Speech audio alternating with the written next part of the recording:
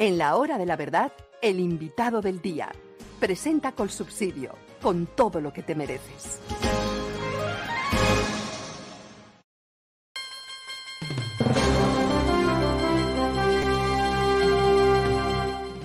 Doctor Rafael Nieto Loaiza, viceministro de Justicia, ex candidato a la presidencia de la República. Muy buenos días. Doctor Londoño, muy buenos días para usted y para todos los que nos acompañan en la hora de la verdad hoy.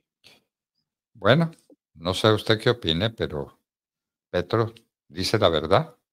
Él no se quiere reelegir. Simplemente se quiere quedar en el poder. Lo que estamos presenciando no es un autogolpe de Estado. Las condiciones para dar el golpe de Estado ya se tomó la policía, se está tomando el ejército, está neutralizando todas las fuerzas populares, tiene al presidente Uribe contra la pared. ¿Qué falta para un golpe de Estado, doctor Nieto? Doctor Londoño, lo primero sería tal vez resaltar que deberíamos estar hablando no de cómo Petro se queda en el poder, sino de la renuncia de Petro.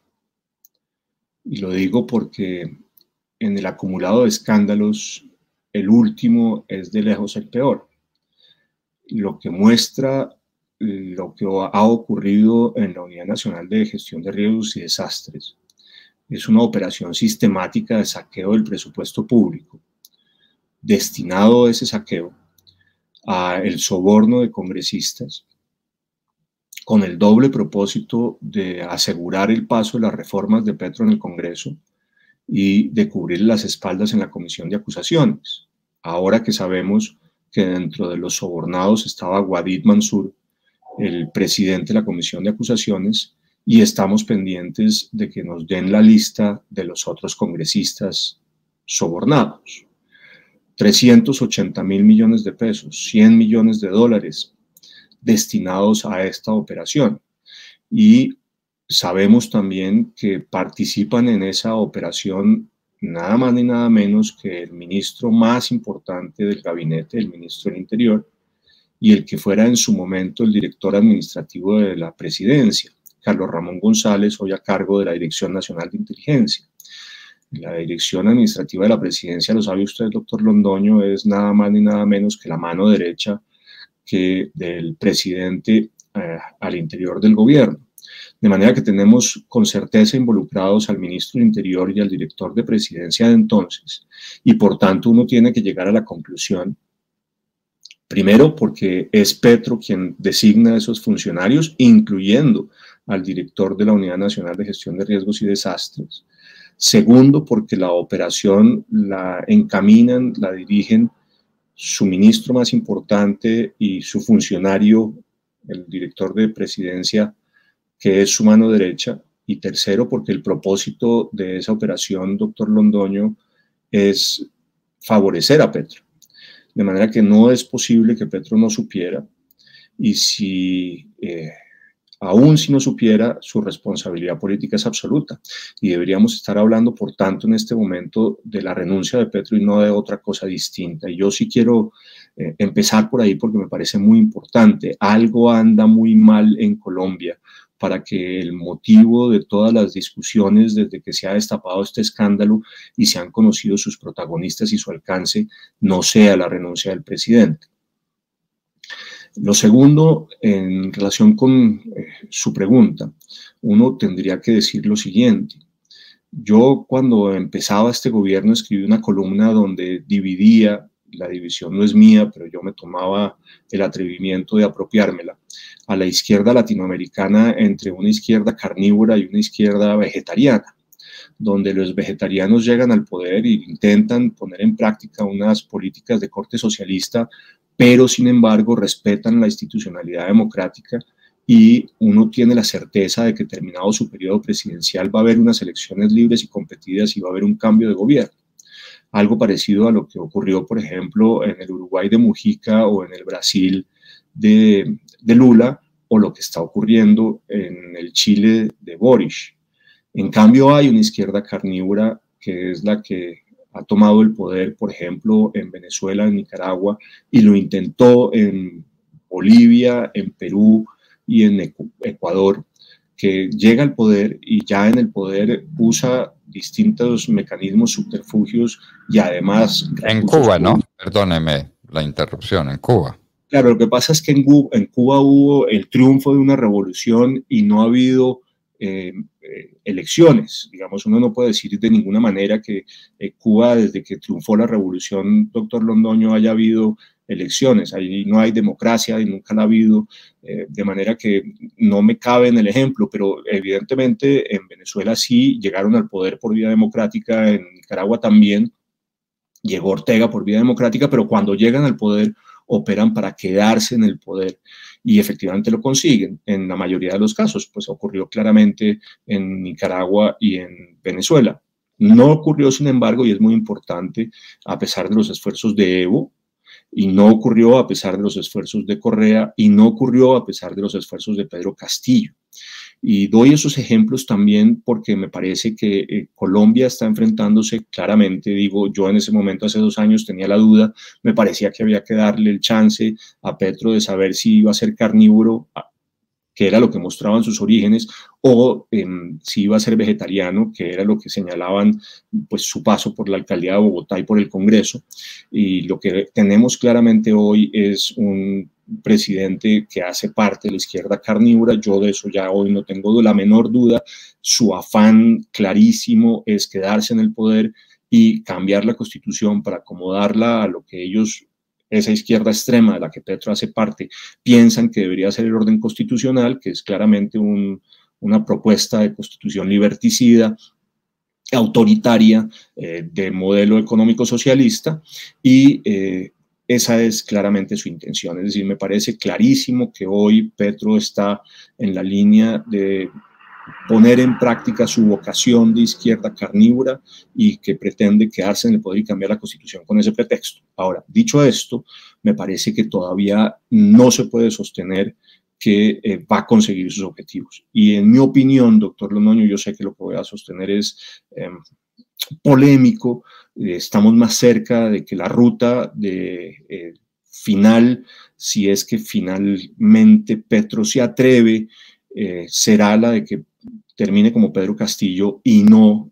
como la de Chávez o Ortega en Venezuela y en Nicaragua. Es decir, yo le veo menos probabilidades de éxito, a pesar de que evidentemente está actuando en esa dirección, a la intentona golpista que se está fraguando por parte de Petro, que posibilidades de que efectivamente termine siendo victorioso.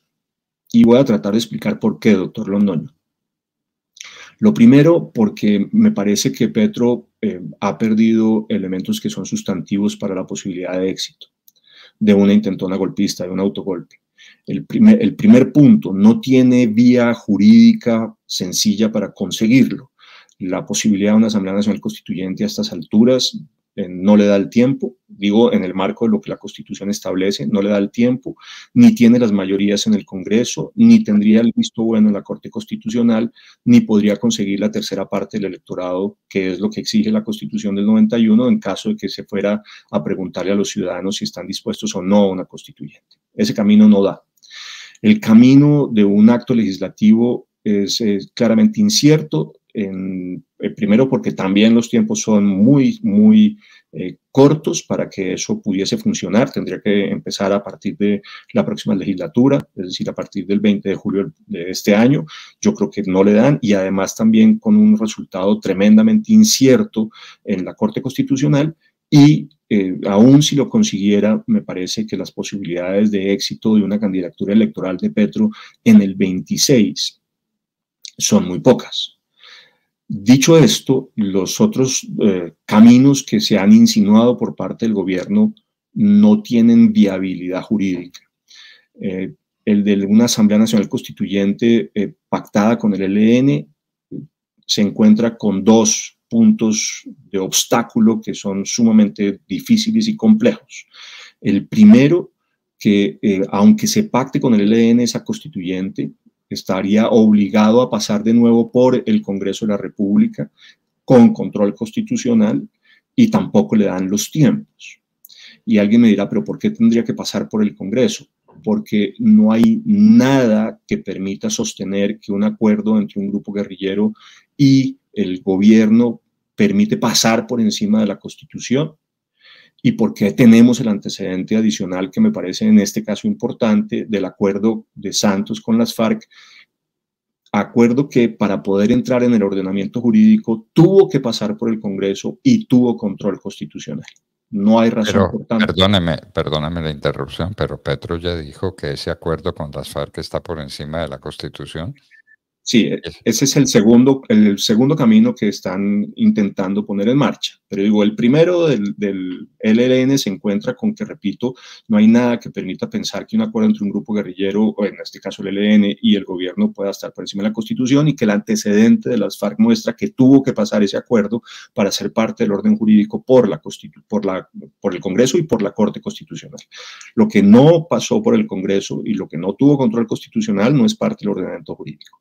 El segundo camino que están intentando es ese que usted está señalando, que es una reinterpretación del acuerdo con las FARC, pero ahí hay varias dificultades también, a mi juicio también irresolubles, digamos, no las pueden evitar. La primera, que el antecedente muestra efectivamente que todo lo del pacto que pretendió ser derecho, que pretendió ser norma jurídica, pasó efectivamente por el Congreso y tuvo control constitucional.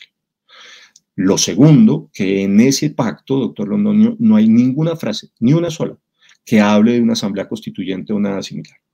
Lo tercero, que en esa misma dirección, los que podríamos suponer que son, voy a hacer una analogía que no es exactamente cierta, pero que nos da alguna luz, digo, los que podrían ser intérpretes auténticos de ese acuerdo, que son los que trabajaron en él, Santos y de la Calle, han dicho los dos, y lo dijo también Sergio Jaramillo, lo han dicho los tres, permito corregirme, que no hay nada en ese acuerdo que permita hablar de una constituyente. Es más, que hubo una discusión inicial con las FARC y expresamente se eliminó la posibilidad de una constituyente en ese pacto. Luego, el invento de Leiva y de Petro no tiene sustento alguno. Para ese invento le dan unos valores jurídicos a dos elementos que me parece que hay que poner sobre la mesa para desmontarlos muy rápidamente. Uno, la declaración unilateral que hizo el Estado colombiano frente a Naciones Unidas. Esa declaración unilateral no tiene ningún valor desde la perspectiva del derecho internacional, doctor Londoño. Ninguno. Y tampoco lo tiene desde la perspectiva del derecho interno. Es una declaración política y nada más. Y en todo caso, en esa declaración política no hay nada que hable de constituyente. De manera que no es una norma jurídica esa declaración unilateral, no obliga al Estado colombiano, no está por encima de la Constitución, nada dice sobre constituyente. Usar esa declaración para justificar una constituyente no tiene ningún sustento, ningún piso, de ninguna manera. El otro es darle una naturaleza de tratado internacional al acuerdo de Santos con las FARC sobre la idea de que pueda hablarse de altas partes contratantes, etcétera, etcétera. Tampoco es verdad. No hay ahí un tratado internacional. Los acuerdos entre un Estado y un grupo guerrillero dirigidos a la desmovilización de ese grupo guerrillero no son tratados internacionales de ninguna naturaleza. Los grupos guerrilleros no son sujetos del derecho internacional plenos, lo son solamente para el cumplimiento del derecho internacional humanitario. Los acuerdos especiales del derecho internacional humanitario, doctor Londoño, solamente tienen sentido y lógica para fijar reglas nuevas adicionales a lo que las reglas del derecho internacional humanitario, los conflictos armados no internacionales dicen, es decir, para ampliar la cobertura del derecho internacional humanitario, y obviamente eso tiene solamente sentido en el marco de la permanencia del conflicto. Fíjese usted que eso lo dijo con precisión, me sorprendió, pero lo dijo Juan Manuel Santos cuando dijo: aquí no hay un acuerdo especial, los acuerdos especiales son para la prolongación del conflicto y nuevas reglas del DIH en ese conflicto, no para la terminación del conflicto, que fue lo que fue el acuerdo entre Santos y las FARC. De manera que no hay ahí, digo, en ese pacto entre Santos y las FARC un tratado internacional, y de ninguna manera puede entenderse que esté ese acuerdo por encima de la Constitución. La prueba de que no lo estaba es que tuvo que pasar por el Congreso y tuvo control constitucional, y tampoco, aun si alguien, como pretende Leiva de manera grosera, poner ese acuerdo por encima de la Constitución, pues es que en ese acuerdo no hay nada que hable de una constituyente. Luego ese camino tampoco es jurídicamente posible. Hay otro camino que están explorando, doctor Londoño. Había algunos rumores en los medios a partir de una información de alguna cadena radial que decía que había algunos abogados pensando en esa alternativa y que en particular Eduardo Montealegre, el exfiscal, lo estaba haciendo, la declaratoria de un estado de excepción y con base en ese estado de excepción citar a una constituyente. Cualquier declaratoria de un estado de excepción, cualquiera sin excepción, tiene control constitucional inmediato. No hay posibilidades de que la Corte Constitucional avale una citación a una constituyente en virtud de un estado de excepción, porque no hay justificación en relación con la emergencia que pueda dar lugar a ese estado de excepción. Digo, no hay justificación de que esa constituyente resuelva esa emergencia.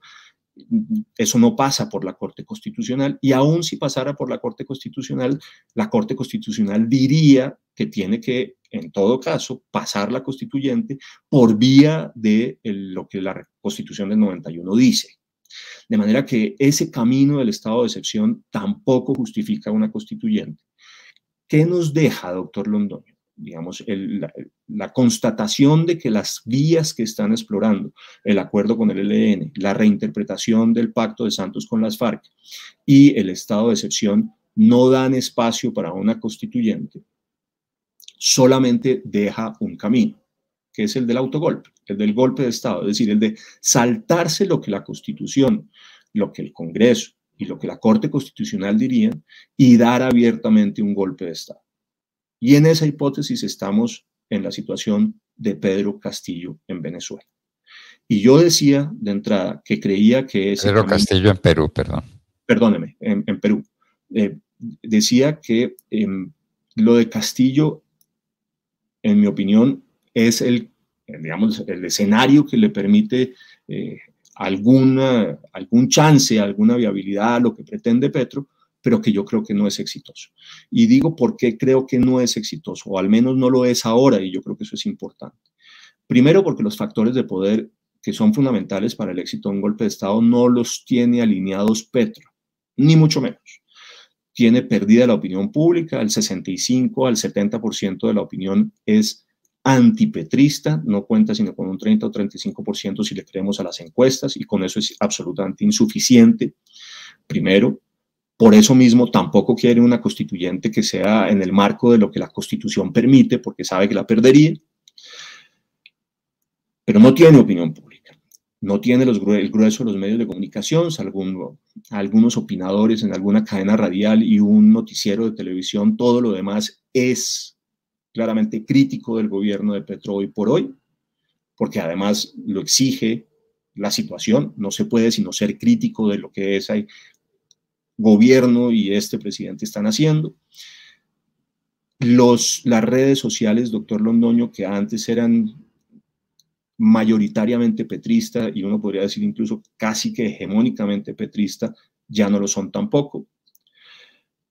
Los partidos políticos que fueron inicialmente de la coalición de gobierno hoy al menos están fracturados. Me refiero, por ejemplo, al Partido Verde y al Partido Liberal, que son parte oficial de la coalición, pero que hoy claramente están divididos o rotos por dentro. Ha perdido parte del apoyo dentro de esos partidos. Se puede alegar que ha tratado de compensar, y efectivamente eso es lo que ha intentado, por la vía del soborno de unos congresistas individualizados, que es lo que muestra la operación de saqueo de la Unidad Nacional de Gestión de Riesgos y Desastres, pero eso es insuficiente. En todo caso, lo que es evidente es que ese apoyo de los partidos políticos inicial está claramente erosionado. Las declaraciones de los expresidentes de la República muestran una resistencia de los liderazgos políticos más tradicionales a las propuestas de Petro.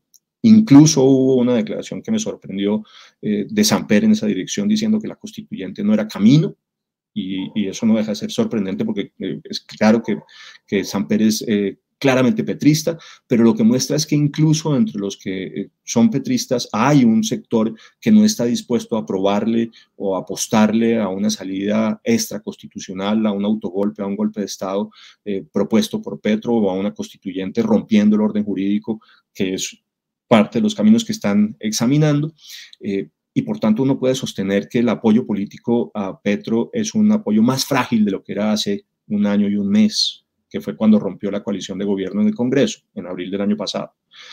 Y nos queda un elemento que termina siendo muy importante, y es que yo sí veo a los altos tribunales de la justicia cumpliendo su tarea. Bueno. Y que en particular, doctor Londoño, y déjeme, trato de terminar acá rápidamente, veo una Corte Constitucional que ya fue capaz de tumbarle una declaratoria de estado de excepción a Petro, la de La Guajira, lo que demuestra que no va a ser laxa en la interpretación de los motivos por los cuales Petro podría citar a un estado de emergencia y con base en ese aprovechar para citar a una constituyente que, repito, no tiene sustento, pero digamos, la Corte Constitucional ha mostrado que es rígida a la hora de interpretar esos motivos para la declaración del estado de excepción. Y me parece muy importante, y se ha hablado muy poco de eso, hay también un antecedente en esta Corte Constitucional que sostuvo que en casos en que hubiera violaciones prima facie, flagrantes, muy evidentes de la Constitución en una norma jurídica, se daba la autorización ella misma, la Corte, para declarar la suspensión de esa norma, sin haber abocado el estudio de fondo de la misma, es decir, sin haber estudiado y declarada la inconstitucionalidad para suspenderla. Eso no está en la Constitución. Eso es una interpretación nueva de la Corte Constitucional, pero que le da una gran fuerza frente a cualquier decreto con fuerza de ley o incluso cualquier proyecto de ley que evidentemente pueda generar un grave daño a la institucionalidad democrática de la Constitución del 91 y lo pueda suspender de inmediato sin haber estudiado el fondo. Y por último, contrario a lo que la gente ve, doctor Londoño, yo lo que veo es que las fuerzas militares que habían estado mudas hasta hace 2 semanas han hecho 2 declaraciones muy importantes en defensa de la institucionalidad y de la democracia. Una, la que hizo el comandante general de las fuerzas militares, el general Giraldo, diciendo que estas eran unas fuerzas militares institucionales, constitucionalistas y que iban a cumplir su tarea. Y 2, las declaraciones que hizo el general León, presidente de ACORE, que es la voz de los retirados más importante en la misma dirección. En ambos casos, el discurso es institucionalista y me parece que si Petro fuera un hombre que oyera, debería darse cuenta que lo que le están diciendo es que no le van a apoyar un autogolpe. Ahí la pregunta clave es cómo van a actuar las fuerzas militares, que son finalmente las que terminan siendo decisivas. Y uno podría sostener que al menos hoy esas fuerzas militares claramente están del lado de la institucionalidad y la Constitución y no van a apoyar de ninguna manera un autogolpe de Petro. Bueno, yo quisiera compartir su optimismo, su razonamiento es perfecto, nadie se atrevería a ponerlo en tela de juicio, pero el tema del golpe de Estado, ahí está. Y un golpe de Estado es un golpe, es decir, una ruptura violenta del orden establecido. Y Petro lo ha dicho. Esto no es con la Constitución, esto es con realidades que van más allá de la Constitución, porque es el pueblo el que toma la decisión y el pueblo soy yo. Como Luis XIV, l'état c'est moi, a Petro dice que él es el pueblo. Bueno, esperemos que sea usted el que tenga razón en su optimismo. Es lo que deseamos de la manera más fervorosa. Muchas gracias, doctor Nieto. No, gracias a usted por la invitación, doctor Londoño. Cuando yo estoy diciendo esto, sin embargo, no estoy diciendo que no tengamos que prepararnos para la eventualidad de ese autogolpe. Ese autogolpe es claramente lo que quiere hacer Petro. Yo creo que no puede, pero es lo que quiere. Y seríamos francamente estúpidos y claramente irresponsables si no nos preparáramos para ello. Y me parece que aquí tanto las instituciones como los civiles tenemos que estar preparados para la eventualidad de ese autogolpe. No nos pueden coger con los pantalones abajo. Hay que saber exactamente qué es lo que vamos a hacer, qué tenemos que decir y hacer en el caso de que el autogolpe se produzca. Aquí tenemos el desafío, doctor Londoño, uno, de conseguir que la agenda política no la defina siempre Petro.